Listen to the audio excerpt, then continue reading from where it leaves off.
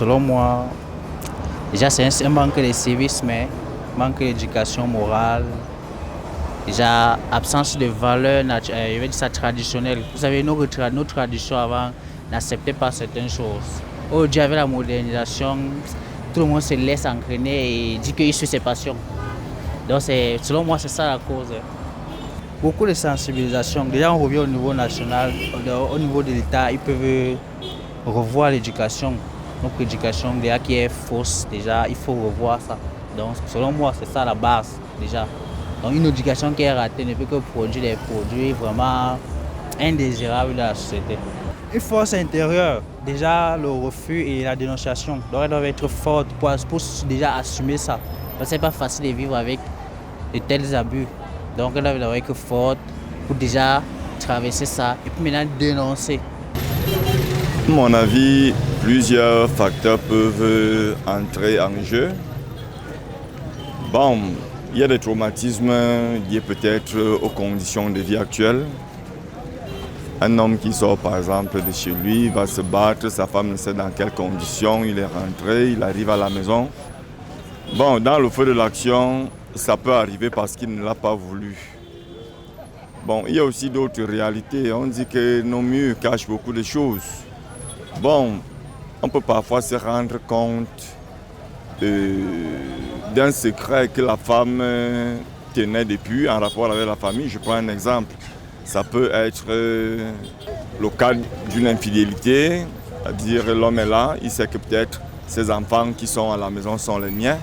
Subitement, un jour, il tombe sur une trace qui lui prouve que ce ne sont réellement pas ses enfants. Bon, il faut avoir une certaine maturité, une certaine maîtrise pour ne pas commettre un acte qu'on regrettera plus tard.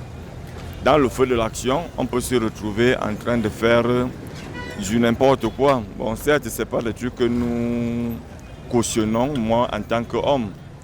Ce n'est pas bien qu'un homme ôte la vie à un autre. Ça, c'est contraire à toutes les lois du monde et même contraire à la loi divine. Pour le cas récent, je crois que c'est le cas Sans Désir à Tango. Bon, moi, pour moi, c'est tellement incompréhensible, sinon ça relève plutôt, je dirais, de la métaphysique. Donc, ça dépasse l'entendement de l'homme. Et surtout que nous sommes africains, comment un père peut avoir ce désir d'aller avec sa fille si, à mon avis, ce ne soit que des choses obscures, des choses mystiques. C'est inacceptable. Pour dire vrai, pour moi, c'est inacceptable. Ça n'a pas d'explication, sauf peut-être dans le monde diabolique. Donc, je ne saurais cautionner cela. Mais pour le cas des tontons à la maison, je vous donne un avis personnel. Moi-même, j'observe souvent des trucs. Vous avez des enfants à la maison. Le fait d'accepter déjà que l'enfant appelle le père de la maison tonton, aujourd'hui là, moi je condamne cela. Je préfère même mes neveux et autres qu'on m'appelle papa. Tonton, c'est papa au diminutif. Ce qui signifie que la petite fille, parfois à la maison, lorsqu'elle a des problèmes avec sa mère ou alors lorsqu'elle maîtrise la sale vie de sa maman. Et en cas de problème maintenant, c'est comme si elle sait que l'homme qui est à la maison, c'est un homme droit, c'est un homme qui les aime. Et parfois, c'est une manière pour elle de régler un compte à sa propre maman en séduisant cet homme. Je ne cautionne pas parce qu'un enfant reste un enfant. Si tu es allé avec la maman, n'accepte pas aller avec l'enfant. Mais parfois, ce sont ces enfants qui poussent les hommes à la bêtise, mais beaucoup plus les belles-sœurs. On a une belle-sœur à la maison. C'est difficile qu'un homme aille draguer, aille faire la cour à sa belle-sœur. C'est plutôt la belle-sœur qui va vers son beau-frère. Tout ceci parce qu'elle maîtrise les défauts de sa propre sœur. Donc c'est pas bien toutes ces choses-là. À chacun de voir sa part de responsabilité. Elles peuvent très bien mener quelques actions pour éviter le pire. Bon, aujourd'hui, le monde est tellement ouvert, téléphone Android, Internet et tout. On peut piéger celui-là.